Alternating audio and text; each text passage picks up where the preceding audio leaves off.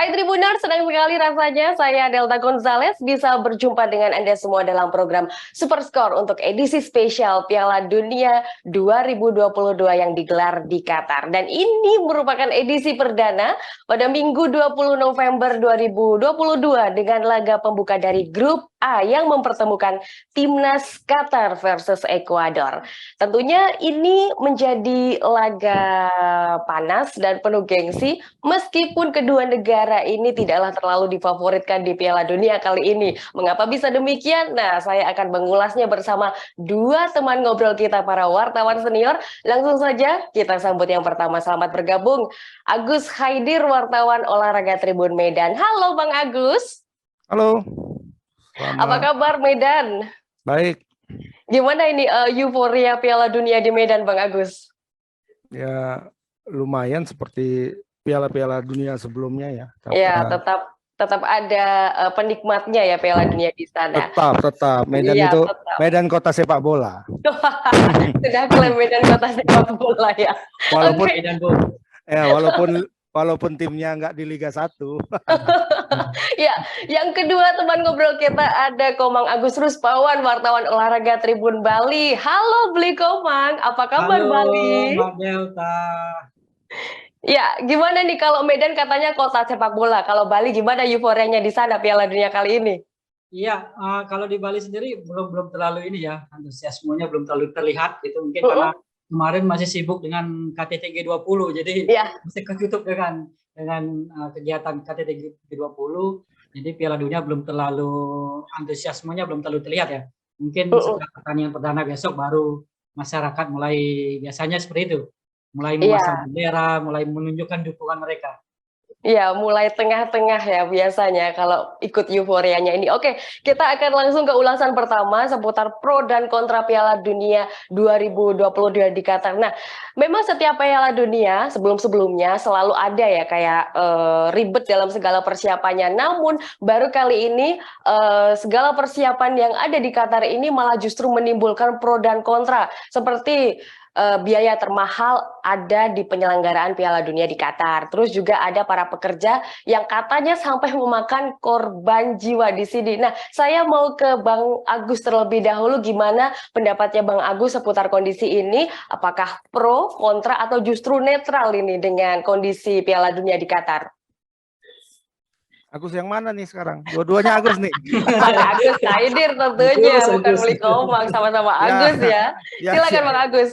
Ya, sepertinya kalau Piala Dunia itu nggak pernah lepas dari kontroversi ya.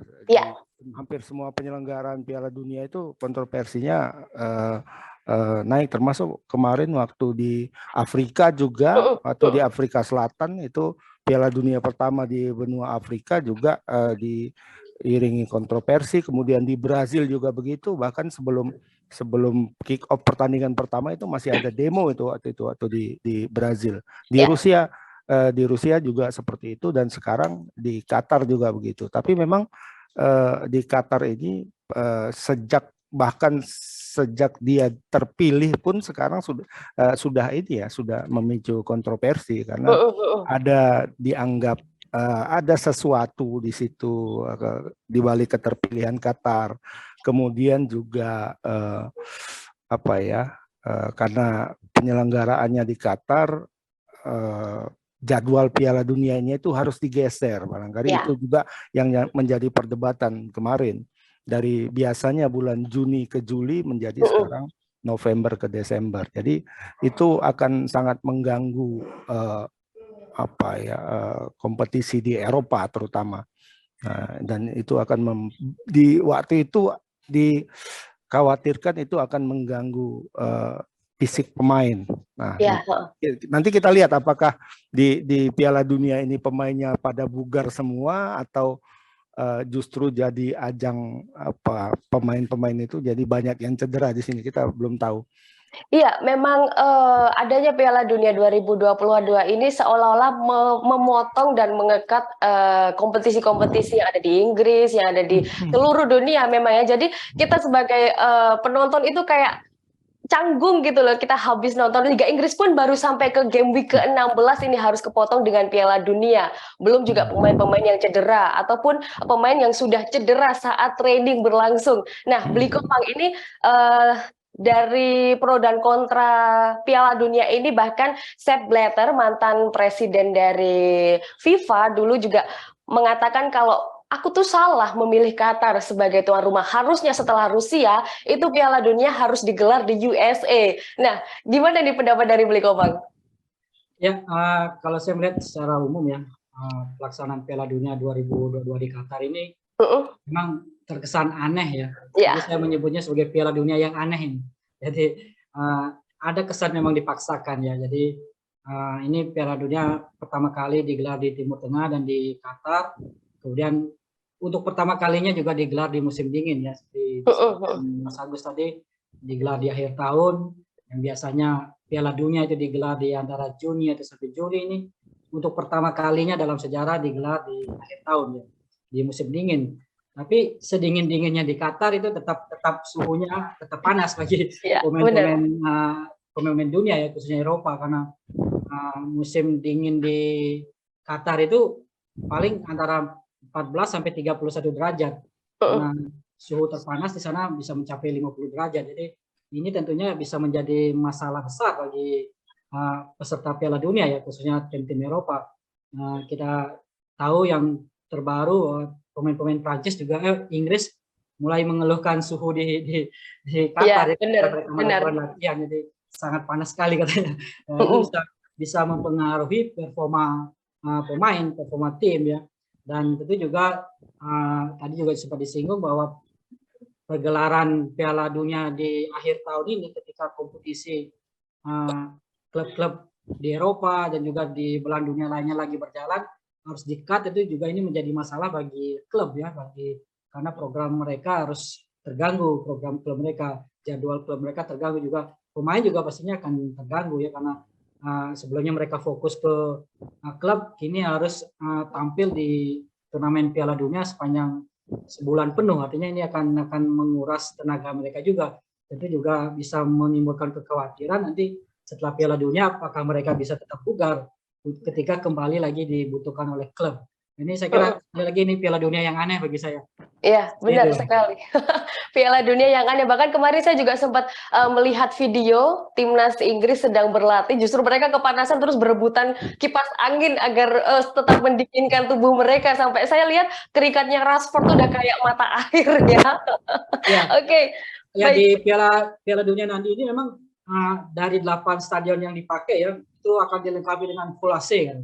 Ya, tapi apakah ini bisa menjadi jaminan bahwa itu dia, pemain-pemain tetap tidak kepanasan? Ini yang menarik, kita tunggu ya. Agak aneh juga ya Bli Komang ya, main bola pakai AC baru sekali. Main bola pakai AC. Padahal kalau bola kita harus mencari keringat ya, mulai ini pakai AC ya. Ini penyesuaian terhadap pemain-pemain Eropa. Nah, oke.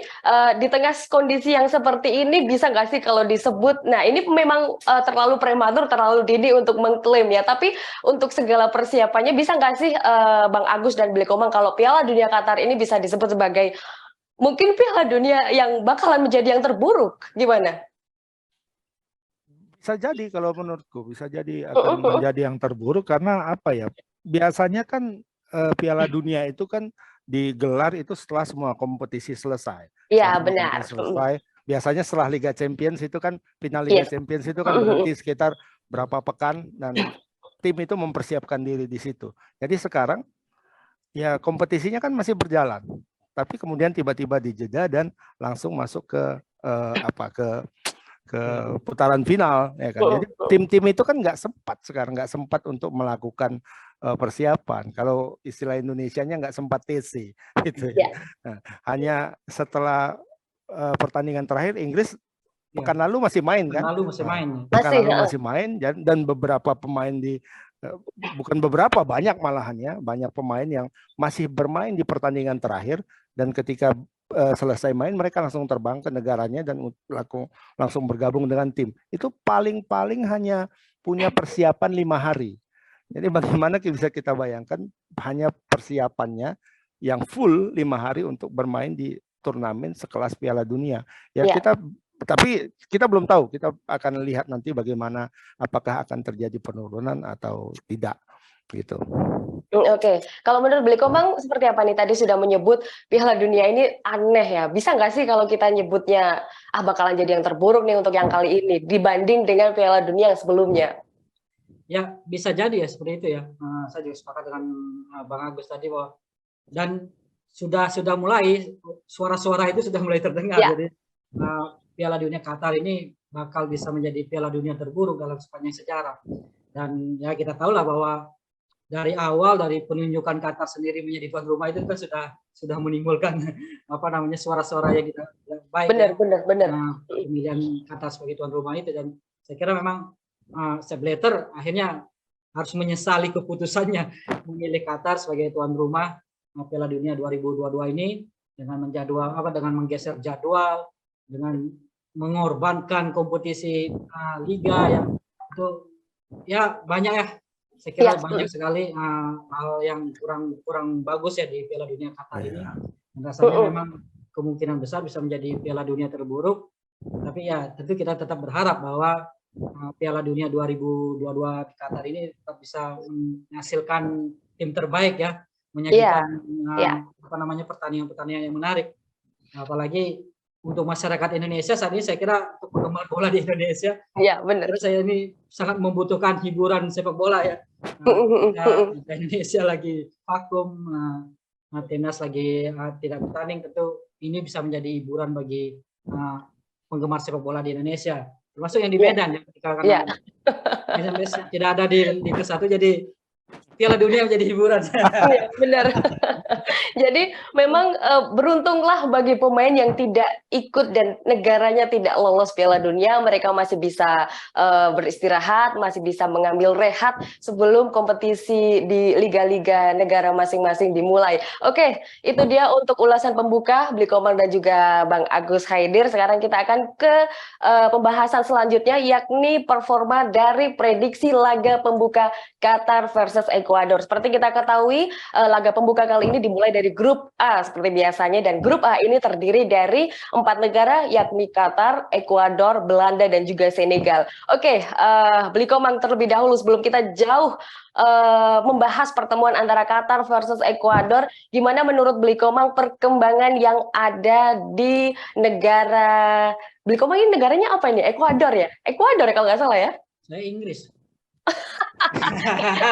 Inggris favoritnya gitu kan. Oke, silakan Beli Komang, untuk Ekuador seperti apa ini perkembangan sepak bolanya di sana? Ya, Ekuador saat ini saya kira mengalami sebuah fase kebangkitan ya. Yes.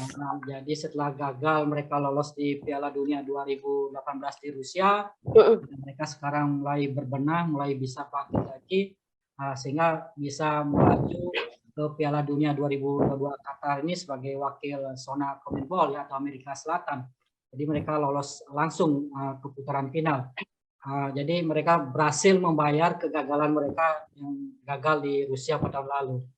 Mereka di penyisian atau di zona CONMEBOL itu mereka mampu finish di peringkat keempat dengan raihan 28 poin dari 18 laga. Jadi mereka meraih 7 kemenangan, 5 hasil imbang, dan menelan 6 kali kekalahan. Jadi mereka lolos secara langsung bersama tim-tim besar seperti Argentina, Brasil, dan Uruguay. Dan menariknya, hebatnya, Ekuador menyingkirkan 2 tim yang sebenarnya di Amerika Latin termasuk tim kuat ya, dan langganan Piala Dunia, yakni Kolombia dan Chile. Chile, ya benar. Ya, Ekuador bisa mengungguli 2 tim ini sehingga lolos ke putaran final Piala Dunia, dan ini tentunya menjadi prestasi yang luar biasa bagi Ekuador, dan saya kira juga Ekuador bisa berpotensi menjadi kuda hitam di Piala Dunia 2022 Qatar ini. Ya, oke. Itu memang kalau Ekuador lolos Piala Dunia, bagi saya pribadi memang nggak terlalu kaget karena memang sudah beberapa kali langganan Piala Dunia, lolos Piala Dunia. Nah ini kalau buat Qatar ini Bang Agus Haidir, seperti apa nih perkembangan sepak bola Qatar? Sudah menjadi tuan rumah, main di Piala Dunia sebagai debutan pula kali ini, Bang Agus. Ya, kalau Qatar kan lolosnya apa ya, bisa dibilang jalur mandiri lah ini kalau apa. Iya. Kuliah ya ini ya. Iya, kayak jalur mandiri dia nggak ikut ujian tapi lulus gitu. Iya. Nah, lolos langsung karena sebagai tuan rumah. Bentar ya. Sebagai tuan rumah, kalau untuk di Asia sendiri, Qatar itu sekarang peringkat 4. Itu di bawah Iran, di bawah Jepang, di bawah Korea Selatan, dan di bawah Australia. Australia itu masuk, dia sebenarnya Oseania, tapi kan untuk sepak bola dia masuk ke Asia. Secara teknis, Qatar sejak masuknya pelatih yang dari apa itu pelatih Sanchez Felix Sanchez Bas dari Spanyol, itu sedikit nggak terlalu banyak sih kalau menurutku, nggak terlalu banyak mengalami perkembangan. Pernah jumpa Indonesia juga kan sebenarnya, dan secara teknis kita lihat tidak terlalu mengagumkan lah kalau kita bandingkan sama tim-tim Asia yang lain. Ya, kalau dia masuk sebagai di Piala Dunia sebagai tuan rumah, ya, mungkin peluangnya kalau menurutku ini tuan rumah dengan peluang terkecil justru ya. Ya, dibanding tuan-tuan rumah sebelumnya ya. Okay. Dibanding tuan-tuan rumah sebelumnya. Kalau saya masih ingat flashback ke 8 tahun sebelumnya, berapa tahun ya? Pokoknya di tahun 2010 waktu itu Piala Dunia di tahun 2010 yang Afrika Selatan, ya, menunjukkan Afrika Selatan yang satu menjadi tuan rumah, debutan pula seperti Qatar, dan waktu itu hanya finish satu kali menang dan kemudian gagal lolos di fase grup. Nah, ini seperti apa nih? Benar. Ya, kurang lebih seperti itu. Kalau menurut perkiraan kita, hitung-hitungan di atas kertas, tapi Afrika Selatan waktu itu masih kalau kita lihat dari komposisi grupnya waktu itu, hitung-hitungannya Afrika Selatan waktu itu justru diprediksi kemungkinan bisa lolos dari grup, ternyata tidak waktu itu ya. Kalau Qatar kita lihat sekarang, hitung-hitungannya, ini hitung-hitungan di atas kertas ya, sepak bola bukan hitungan di atas kertas. Hitungan prediksi seperti ini bisa keliru, tapi kalau hitung-hitungan kita di atas kertas itu kemungkinan untuk lolos itu kecil. Tapi belakangan kan ada informasi bahwa Sadio Mane tidak main di Senegal. Iya, benar sekali itu. Ya. Nah, ketidakhadiran Sadio Mane di Senegal itu bisa jadi akan menurunkan sedikit kekuatan Senegal, dan ya siapa tahu bisa salah satunya memetik kemenangan dari situ. Ya, paling realistis mungkin di finish di runner up gitu, mungkin paling realistis itu kali ya. Kalau itu sudah ajaib. Itu pun sudah ajaib untuk sebuah negara Qatar. Kita ke Blikomang. Oke, Blikomang tadi Ekuador bisa disebut sebagai timnas yang memang cukup superior ya. Kalau di catatan saya head to head antara Qatar dan juga Ekuador, ketemu terakhir mereka di tahun 2018 dan itu pun juga di laga persahabatan. Nah, kali itu Qatar menang 4-3 atas Ekuador. Gimana nih peluang Ekuador untuk bisa memenangi laga pembuka kali ini? Karena ini juga tentunya gengsi bagi Ekuador dong ya. Ya, dari catatan ada 3 kali pertemuan ya, antara Qatar melawan Ekuador. Nah, itu semuanya dalam laga uji coba ya. Dan dari 3 pertemuan itu hasilnya masih berimbang. Jadi Qatar 1 kali menang, Ekuador sekali menang. Kemudian satu kali seri ya, 1-1. Terakhir Qatar bisa mengalahkan Ekuador dengan skor 4-3 ya. Dan saya kira ini tentu menjadi modal baik bagi Qatar. Artinya setelah mereka sebelumnya gagal mengalahkan Ekuador, akhirnya di pertemuan terakhir bisa mengalahkan Ekuador. Jadi ini bisa menjadi motivasi bagi Qatar. Dan juga kita juga jangan lupa bahwa Qatar sebagai tuan rumah bermain di kandang sendiri tentu punya kekuatan tersendiri ya, punya kekuatan tambahan dari supporternya, dari pendukung tuan rumahnya, kemudian Jangan lupa juga bahwa tentu suhu untuk di Qatar, bagi pemain Qatar kan sudah terbiasa, mereka sudah terbiasa ya, benar. Meskipun pemain-pemain Ekuador juga sudah terbiasa dengan cuaca panas ini, jadi panas juga di sana. Ya, saya kira ini akan menjadi pertandingan yang menarik ya. Artinya Qatar juga berpotensi mampu mengimbangi kekuatan Ekuador di laga perdana Piala Dunia Qatar ini. Berarti kalau kayak gitu Ekuador tidak optimis menang dong, Blikomang? Peluang tetap terbuka, tetap terbuka untuk meraih kemenangan bagi Ekuador ya. Karena bagaimanapun secara kualitas tim, secara pengalaman mereka tampil di Piala Dunia, mereka masih lebih unggul dari Qatar ya kalau saya lihat ya. Dan bagi Qatar ini kan debutan dia di Piala Dunia dan lolosnya pun dibilang Mas Agus tadi lewat jalur mandiri ya. Sementara Ekuador sudah teruji bagaimana mereka bisa bersaing di zona CONMEBOL ya, salah satu kekuatan sepak bola di dunia ya, selain Eropa juga di Amerika Selatan. Mereka bisa menembus persaingan di Amerika Selatan sebagai kontestan dari Amerika Selatan untuk lolos ke Piala Dunia. Artinya mereka sudah membuktikan kekuatan itu. Jadi secara kualitas tim, pemain, Ekuador lebih baik dari Qatar. Peluang tetap terbuka bagi saya Ekuador meraih kemenangan. Ya, oke. Itu Blikomang optimis memang Ekuador memang berpeluang untuk meraih kemenangan saat laga bertemu dengan Qatar. Nah, Bang Agus, gimana nih untuk Qatar ini? Seberapa besar peluangnya untuk bisa memenangi pertandingan lawan Ekuador di sini? Ya, kalau peluangnya tetap ada ya, tetap ada.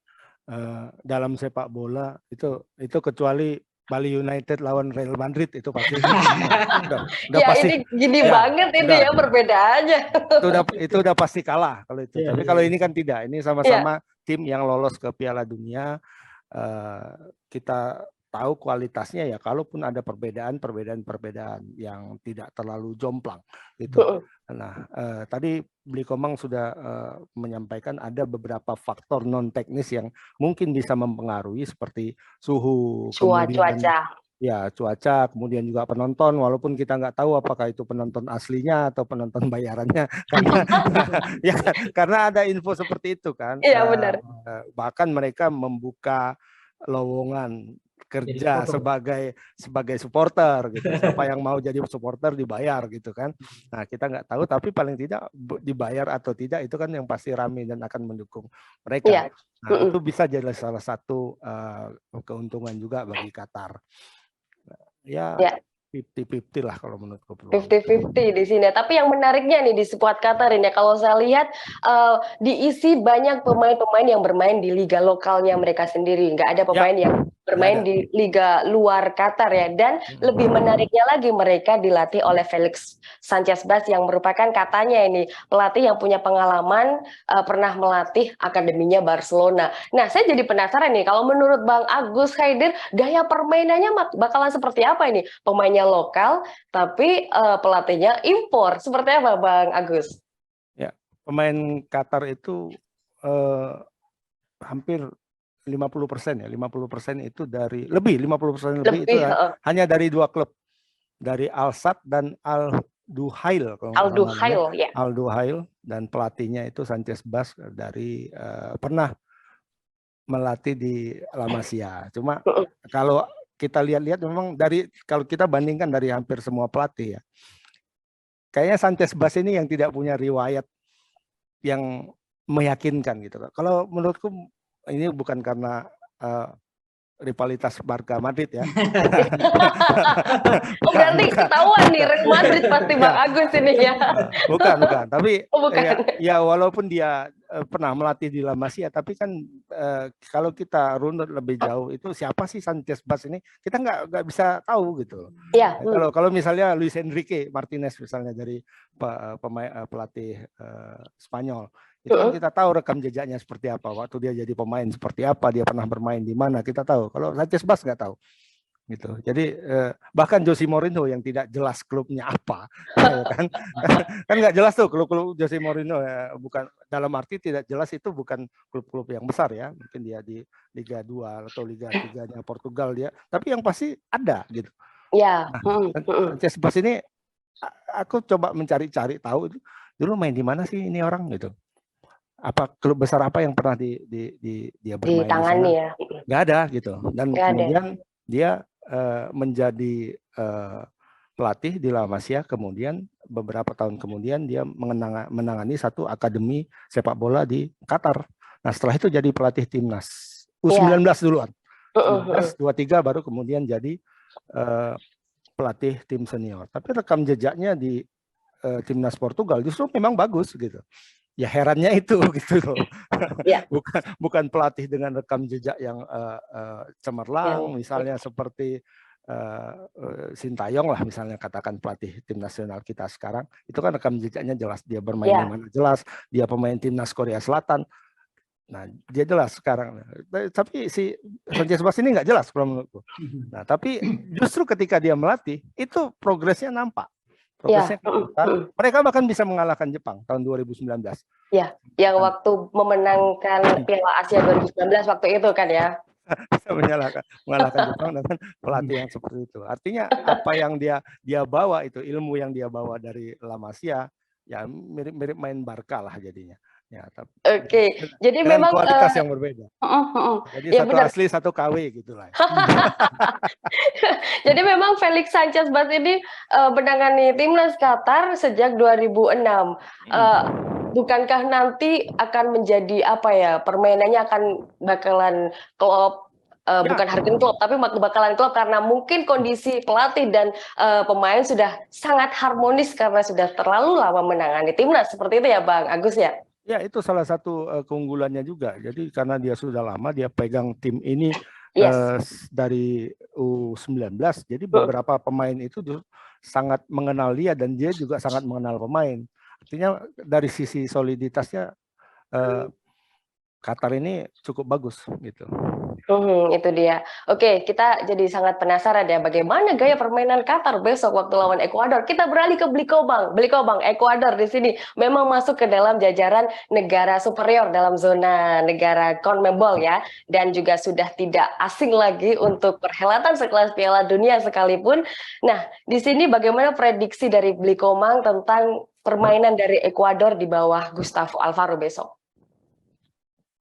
Ya, patut kita beri catatan ya pelatih Ekuador ini ya, seorang pelatih asal Argentina, Gustavo Alvaro, yang mampu menghadirkan perubahan ya ketika bergabung, ketika menangani Ekuador. Di awal laga penyisian di zona CONMEBOL ya, ketika Ekuador selesai kalah dari Argentina, kemudian ditangani oleh Gustavo Alvaro. Performa Ekuador makin baik ya, makin menanjak sehingga bisa lolos ke putaran final Piala Dunia, dan keberhasilan Ekuador memang tidak lepas dari sosok pelatih Gustavo Alvaro ini. Ekuador mengandalkan permainan cepat ya dari pemain-pemain sayapnya, dan mereka diperkuat pemain-pemain yang beredar di seluruh hampir belahan dunia ya, berbagai belahan dunia ya, ada di Eropa, ada di Amerika, tidak seperti Qatar ya hanya mengandalkan pemain-pemain lokal. Nah, tentu dengan modal ini mereka punya pengalaman internasional yang sangat baik ya untuk menghadapi Piala Dunia ini. Saya kira mungkin akan terlihat ya gabungan gaya permainan dari Ekuador nanti dengan pemain-pemainnya yang berlaga di Inggris dengan membawa gaya Inggrisnya, kemudian beberapa pemainnya yang memperkuat klub-klub di Jerman, kemudian di Amerika. Tentu ini bisa menjadi kombinasi yang baik, sementara ditangani oleh pelatih asal Argentina yang mengandalkan permainan menarik, permainan dari kaki ke kaki dengan sentuhan-sentuhan yang bagus gitu ya. Saya kira Ekuador tentu dengan fisik pemainnya yang luar biasa, stamina pemainnya yang sangat bagus karena mereka juga berasal dari daerah yang panas. Dengan negara yang panas tentu mereka akan mengandalkan kecepatan dan mengandalkan fisik untuk bisa meraih poin maksimal di laga perdana melawan Qatar ini. Jadi untuk Gustavo Alvaro ini memang taktik serangannya itu sangat mengerikan ketika counter attack ya, ketika serangan balik, karena terbukti di catatannya ini ada tidak kebobolan di 5 pertandingan terakhir. Ini momok tersendiri untuk timnas Qatar ini kan ya. Ya, artinya Ekuador punya pertahanan yang solid, kemudian dia punya counter attack yang bagus. Jadi seperti yang saya sampaikan tadi bahwa mereka mengandalkan kecepatan, mengandalkan stamina pemainnya. Jadi inilah yang menjadi kunci kekuatan bagi Ekuador. Ya, oke. Kita akan beralih ke pembahasan. Nah, ini laga saja belum mulai ini Bang Agus dan Blikomang. Sudah ada kabar buruk di mana Qatar dituduh melakukan suap terhadap beberapa pemain Ekuador. Bagaimana tanggapannya Bang Agus di kondisi seperti ini? Ya, apa ya, isu-isu seperti ini mungkin nggak bisa di apa istilah apa kalau kita bilang ya nggak bisa dicegah lah karena kita sudah dihadapkan pada satu isu-isu sebelumnya yang menyebutkan bahwa Qatar ini menjadi tuan rumah pun melakukan hal yang sama seperti itu. Jadi ketika dia bisa melakukan hal serupa, ini masih dugaan ya, dugaan melakukan hal serupa untuk menjadi tuan rumah. Kenapa nggak bisa untuk hal yang lebih kecil kan seperti itu? Ya, ya kan? Ya, jadi tuan rumah Piala Dunia kan sangat besar tuh kalau memang dia betul-betul melakukan itu. Atau kalau untuk membayar katakanlah membayar 1, 2, 3 pemain ya kan sangat kecil untuk mereka. Tapi kalau aku berpendapat ya kayaknya enggak lah, tidak ya ini ya. Nggak akan seperti itulah untuk sekelas Piala Dunia ya, yang pastinya mereka juga menjaga sportivitas yang mereka ingin membuktikan bahwa mereka tidak melakukan itu, mereka jujur lah untuk mendapatkan bid Piala Dunia ini, jujur, kemudian dalam bermain ya kalah menang itu biasalah dalam sepak bola, sportivitas. Kalau aku sih isu-isu apa aja itu isu hanya sekedar sebatas isu gitu kan yang nggak bisa dipertanggungjawabkan pula. Betul. Ya, Blikomang gimana tanggapannya nih? Katanya Qatar itu menyuap beberapa pemain tengah dari Ekuador ini. Apakah ini hanya sekedar isu kalau menurut Blikomang atau ada peluang kalau ini beneran? Terlalu besar juga kalau sebelum ke Blikomang ya, terlalu besar juga risikonya untuk pemain yang disuap ya. Apalagi untuk sekelas Ekuador yang pemainnya bermain di liga-liga top di Eropa ya. Terlalu riskan untuk mereka. Ya, silakan Blikomang tanggapannya. Ya, memang isu-isu suap ini memang tampaknya sangat lekat dengan Qatar ya. Ya. Dari penunjukan tuan rumahnya sudah diikuti dengan isu-isu suap itu ya. Sebagai penunjukan tuan rumah, sekarang menjelang laga perdana juga sudah mulai muncul isu suap ini ya. Ya mungkin isu ini muncul karena orang tahu bahwa Qatar ini kan negara kaya, jadi uangnya tidak terbatas. Tentunya ini. Jadi Mas Agus nyebut bisa beli supporter, bisa bayar supporter. Bisa beli supporter, membayar banyak supporter kan ya. Jadi sekarang ada isu bahwa mereka menyuap pemain-pemain Ekuador. Ya memang sangat beresiko dan ini bisa mencederai sportivitas ya. Mencederai fair play apabila Qatar juga harus menghalalkan cara-cara seperti ini untuk tampil di Piala Dunia ya, sampai menyuap pemain lawan. Jadi tentu ya sangat berisiko juga ya bagi Qatar sendiri, bagi pemain-pemain Ekuador dan juga bagi Piala Dunia sendiri, bagi penyelenggaraan Piala Dunia. Bakal makin tercoreng lagi, bahkan menjadi sejarah terburuk lagi apabila Qatar benar-benar melakukan suap. Tentu kita berharap bahwa ini hanyalah isu, tidak benar-benar terjadi ya. Artinya kita berharap bahwa Qatar sebagai tuan rumah yang masih bisa lah menjunjung sportivitas ya. Meskipun mungkin nanti agak terbantu oleh situasi dan lain hal, tapi jangan sampai menghalalkan cara dengan menyuap pemain atau tim lawan lah. Ya, oke, memang semoga saja ini hanya sekedar isu karena pertanggungjawabannya Infantino bakalan lebih berat nanti ya di direksi FIFA. Oke, itu dia. Kita sekarang yang paling ditunggu-tunggu ini Bang Agus dan juga Blikomang ini. Kita akan membedah squad alias prediksi susunan pemain antara Qatar dan juga Ekuador. Bang Agus dan Blikomang bisa menyebutkan pemain setiap posisi dari penjaga gawang, back, gelandang sampai striker di timnas masing-masing. Mulai dari Bang Agus terlebih dahulu. Kita akan mulai dari kiper sampai striker. Seperti apa susunan pemainnya, Bang Agus? Qatar kemungkinan akan bermain ya, kalau nggak 3-4-3 mungkin 5-3-2 kemungkinan. Karena gaya-gaya si Sanchez Bas itu memakai dua komposisi ini di beberapa pertandingan mereka sebelumnya. Ya. Nah, kalau soal pemain itu ya seperti saya sampaikan tadi di awal, itu kebanyakan dari Al-Sadd dan Al-Duhail. Al-Duhail ya. Al-Duhail itu termasuk dalam komposisi kemungkinan starting line up mereka ini. Untuk kiper itu Saad Al-Seb namanya. Spelling aku kurang ini ya. Dimaafkan saja. Seperti itu.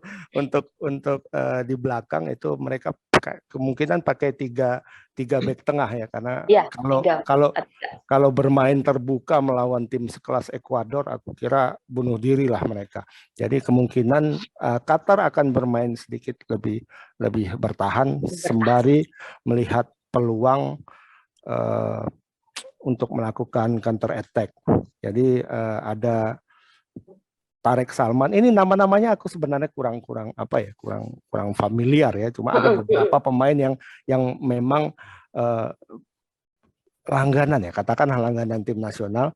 Dan informasi terakhir yang aku tadi sempat buka-buka situsnya Qatar, tim nasional Qatar, tidak masalah secara fisik, jadi kemungkinan mereka akan turun. Jadi ada di back tengah itu ada Tarek Salman, kemudian ada Abdel Karim Hasan, kemudian ada Basam Al-Rawi. Di kanan ada Pedro Miguel dan Homan Ahmed di kiri. Homan Ahmed di kiri. Yang menarik itu Pedro Miguel ini pemain naturalisasi nih. Lagi Indonesia lagi gencar-gencarnya naturalisasi ya.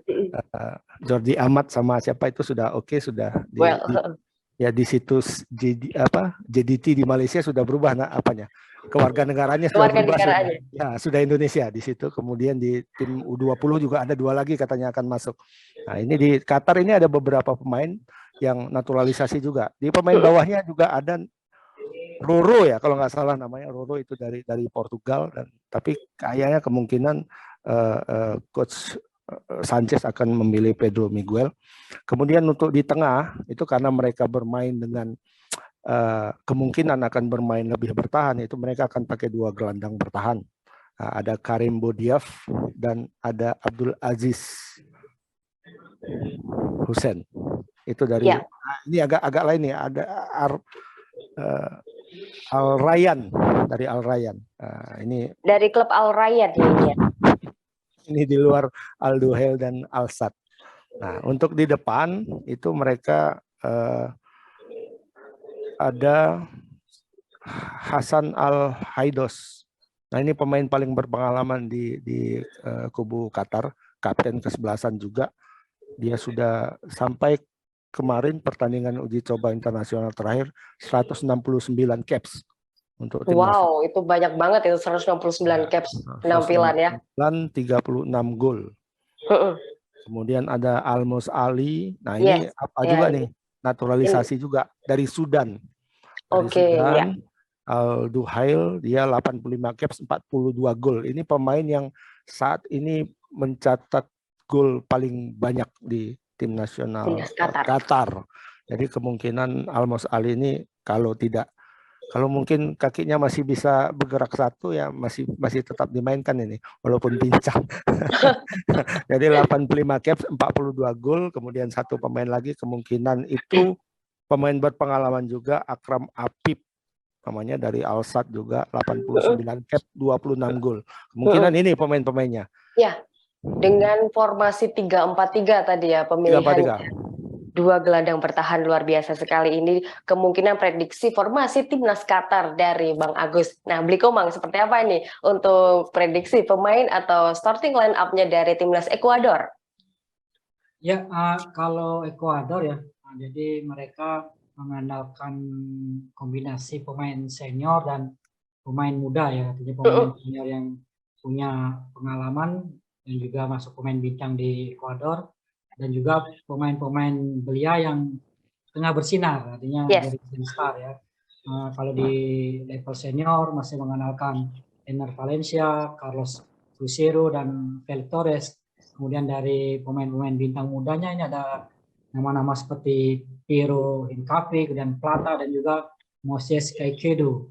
Saya kira Caicedo ini bisa menjadi sorotan khusus ya. Salah satu bintang muda di Ekuador yang saat ini memperkuat klub Liga Inggris, yaitu Brighton ya. Brighton ya. Ya, Brighton, jadi umurnya baru 21 tahun dan kabarnya menjadi incaran dari Liverpool. Dia sudah mencetak 9 gol selama 59 laga di karir profesionalnya, dan di timnas dia sudah membukukan 23 caps dan mencetak 2 gol ya bagi timnas Ekuador, dan 2 gol itu dicetak ke tim-tim kuat ya seperti Kolombia maupun Uruguay. Jadi ini bisa menjadi salah satu bintang baru bagi Ekuador ya.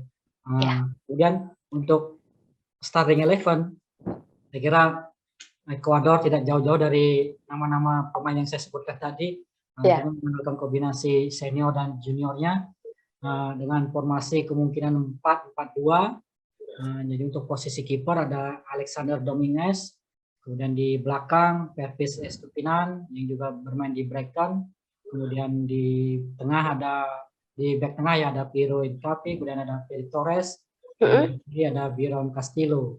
Kemudian di posisi gelandang ada 4 pemain, yakni ada Romario Ibarra, Carlos Cruzeiro, kemudian Moises Caicedo, dan Gonzalo Plata. Jadi 2 pemain muda ini akan menjadi andalan bagi Ekuador di lini tengah. Kemudian di depan ada Mikel Estrada dan Ener Valencia. Valencia diharapkan bisa menjadi mesin gol bagi Ekuador ya, salah satu pemain senior, striker senior di Ekuador. Saya kira itu dalam formasi 4-4-2. Dan sekali lagi tentu Ekuador akan mengandalkan kecepatan 2 pemain sayapnya ya untuk melakukan counter attack. Oke, di sini ada 2 nama yang mungkin bisa menjadi tumpuan Ekuador. Yang satu ada Ener Valencia yang juga telah berpengalaman main di Fenerbahce, dan juga Moises Caicedo yang bersinar di Liga Inggris Brighton. Kalau memang pemain yang memang sudah bermain di Liga Inggris, memang bersinarnya tuh nggak tanggung-tanggung di timnas ya ini ya. Oke, itu dia susunan pemain antara Qatar dan juga Ekuador. Nah, sekarang saya mau nembak aja nih ke Bang Agus dan juga Bli Komang. Skornya bakalan berapa ini prediksinya ini Bang Agus? Ketawa ini ya. Prediksi langsung ini ya. Aku perkirakan tadi Qatar itu akan bermain lebih bertahan melawan ya, benar. Melawan Ekuador, dan mereka akan mencari celah, menunggu kesempatan untuk melakukan serangan balik melalui 2 sayapnya yang main lumayan cepat. Kemungkinan kalau Ekuador terlalu terbuka menyerang, itu kemungkinan bisa ada celah di belakang dan bisa mencuri satu gol lah Qatar. 1-1 kalau aku. 1 sama ya. Nggak ada cita-cita bakalan clean sheet gitu. Berat ya kalau lawan Ekuador, Qatar bakalan clean sheet ini. 1 sama dari Bang Agus untuk seri ya, draw. Nah, Bli Komang berapa nih prediksinya? Ya, kalau kita lihat secara kualitas tim dan kemudian kualitas pemainnya, Ekuador tentu lebih baik dari Qatar ya. Mereka punya pemain-pemain bintang yang bermain di Eropa. Ada Ener Valencia yang seperti disebutkan tadi bermain di Fenerbahce, kemudian ada Caicedo yang bermain di Liga Inggris. Itu peluang bagi Ekuador untuk meraih kemenangan sangat terbuka. Tapi jangan lupa juga bahwa pertandingan pertama itu selalu berat. Selalu berat. Tentu bagi Qatar juga berat karena mereka juga berharap bisa meraih kemenangan di laga perdana ini. Ekuador juga tentunya seperti itu, juga berharap bisa meraih kemenangan atas Qatar. Dan saya kira pertandingan akan berjalan menarik ya, karena 2 tim memang 2 tim bukan tim unggulan dua-duanya, tapi bagaimana kedua tim ini akan berjuang usai untuk mendapatkan poin perdana di laga perdana Piala Dunia 2022 ini. Kalau secara peluang saya masih condong ke Ekuador, bukannya karena saya menganalisis Ekuador ya kali dalam sesi ini, tapi kalau kita lihat Ekuador lebih baik dari kita dan kemungkinan besar mereka bisa meraih kemenangan. Ini mungkin hanya tipis ya, 1-0 ya bagi saya. Ekuador bisa meraih kemenangan 1-0 untuk melawan Qatar. Oke, prediksi yang sangat realistis dan tipis di sini ya. Yang satu draw, yang satunya menang tipis untuk Ekuador. Oke, memang ini laga yang bergengsi, tapi ingat Qatar punya 12 pemain karena pemain yang satunya adalah supporter itu sendiri ya. Ini nilai plus di Qatar sebagai tuan rumah, dan juga Qatar memang berpeluang untuk bisa memberi kejutan untuk Ekuador yang tidak terlepas pula kalau Qatar juga bakalan bersusah payah untuk bisa lolos dari fase grup, itu dia. Nah, sebelum kita akhiri, Bli Komang dan juga Bang Agus, boleh dong closing statement untuk Tribuners untuk gelaran Piala Dunia dan tentunya laga pembuka. Silakan Bang Agus. Ya. Untuk laga pembuka ya seperti biasa ini kita tunggu-tunggu ya laga pembukanya, terlepas dari yang main siapa, yang kebetulan ini kedua tim yang main di pertandingan pertama bukan sebagai tim unggulan, tapi namanya juga Piala Dunia, apapun yang tersuguh di situ pasti seru. Dan Piala Dunia juga bisa, kalau untuk kita yang di Indonesia yang tidak berpartisipasi, kita bisa menonton lah sebagai hiburan juga, termasuk juga jadi pembelajaran bagaimana terkait dengan sportivitas dan yang ditunjukkan di sana. Karena kita tahu sepak bola kita salah satu kendalanya penyakit yang masih mengiringi itu ya sportivitas ya, baik sportivitas yang di lapangan maupun di luar lapangan. Nah, perkara sportivitas inilah yang sekarang yang menjadikan sepak bola kita sekarang untuk kesekian kalinya harus terjeda ya, dan kalau Bali United masih di atas nggak waktu itu Bli? Waktu berhenti. Kalau PSMS ya, PSMS lagi di atas nomor 1, berhenti tiba-tiba. Berhenti ya. Itu di posisi ke-5. 5 ya, masih lumayan lah kalau gitu. Iya. Kalau kami di sini sial gara-gara berhenti ya, akhirnya nggak tahu setelah nanti berputar kembali apakah masih tetap di atas atau tidak, kita belum tahu. Nah, itu barangkali. Ya, oke, itu closing statement dari Bang Agus. Silakan Bli Komang closing statementnya. Ya, kalau saya artinya terlepas dari berbagai kontroversi, terlepas dari berbagai keanehan di Piala Dunia hari ini, tentu ini bisa menjadi sebuah hiburan ya bagi masyarakat sepak bola di tanah air, bisa menjadi tontonan, apalagi jam tayangnya itu sangat enak sekali bagi warga Indonesia ya. Masih sore ini. Ya, masih sore, mainnya masih sore, ada jam 6, kemudian ada jam 9 atau jam 8, kemudian ada jam 11 atau jam 12. Jadi ini bisa menjadi sebuah tontonan bagi masyarakat bola di tanah air yang sudah lama tidak bisa menyaksikan kompetisi Liga Indonesia. Di Piala Dunia ini kita harapkan bisa menjadi hiburan. Jadi kita berharap bahwa tim-tim yang tampil di Piala Dunia Qatar ini bisa menampilkan performa terbaiknya, bisa menghasilkan juara terbaik ya, juara tim terbaik dan tidak ada kontroversi. Dan juga kita berharap bahwa laga perdana antara Qatar melawan Ekuador juga bisa memberikan menyajikan permainan yang menarik, sehingga antusiasme penggemar bola di Indonesia bisa tumbuh untuk bisa terus menyaksikan gelaran Piala Dunia ini. Iya, itu dia. Tapi sebelum acara ini saya akhiri, saya mau nanya nih kepada Bli Komang dan juga Bang Agus. Ini memfavoritkan timnas mana saja ini, Bang Agus? Favoritnya mana nih? Yang pasti bukan Qatar. Tadi bahas Qatar, ternyata bukan Qatar ya. Mana ini Bang Agus? Nggak, aku punya 2 favorit di sini. Iya. Yang berdasarkan kita lihat pemain-pemainnya, komposisinya, juga kesulitannya kita lihat di babak kualifikasi. Ada Brazil dan Prancis. Brazil dan juga Prancis. Ini milih juara bertahan ini kayaknya ya, milih Prancis ya. Oke, Brazil Prancis dari Bang Agus. Bliko Bang, siapa nih? Inggris atau ada yang lain lagi nih? Yang pasti Inggris pasti ya masuk ya. Ya. Optimis banget nih sama Inggris ya. Ya sebagai penggemar Inggris ya, jadi mau tidak mau saya harus ikut menjagokan Inggris juga ya. Tapi secara kualitas, secara tim Inggris punya potensi juga, artinya bagaimana melihat pemain-pemain mereka saat ini. Jadi setelah gagal di Euro sebelumnya ya, mereka bisa sampai ke final. Di Piala Dunia sebelumnya, di Piala Dunia 2018 bisa lolos sampai semifinal. Sebenarnya langkah Inggris untuk menjadi juara itu sudah dekat, meskipun kita tahu memang Inggris sejak 1966 nggak pernah juara lagi. Jadi, ada aja yang menjegalnya. Ya ada aja pengganjal itu, kalau bukan adu penalti. Ya pemain itu sendiri ya.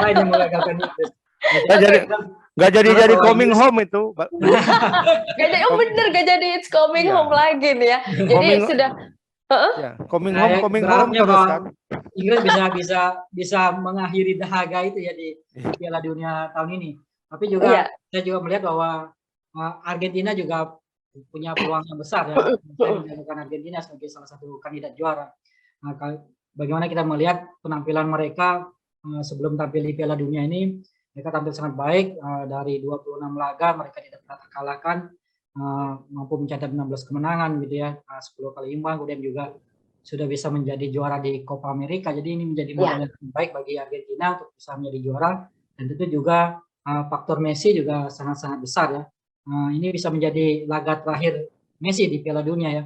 Tentu Messi punya ambisi atau misi untuk bisa menuntaskan kesempurnaan berbagai gelar yang pernah diraihnya dengan menjadi juara Piala Dunia ya. Oke, Tribuners, seru banget pembahasan laga pembuka Piala Dunia 2022 untuk edisi hari ini Minggu 20 November 2022. Dan terima kasih banyak untuk Bang Agus Haidir, wartawan olahraga Tribun Medan. Terima kasih Bang Agus. Terima kasih.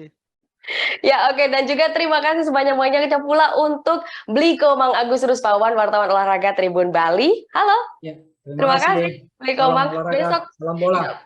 Salam sepak bola pula ya. Besok kita gabung lagi tentunya ya. Luar biasa sudah bergabung dengan kita dan juga luar biasa pula ulasan-ulasannya.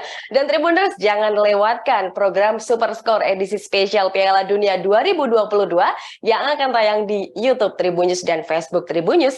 Kami tayang setiap hari selama gelaran Piala Dunia tepat 1 jam sebelum setiap pertandingan dimulai. Saya Delta Gonzales pamit undur diri. Terima kasih atas kebersamaan Anda. Sampai jumpa.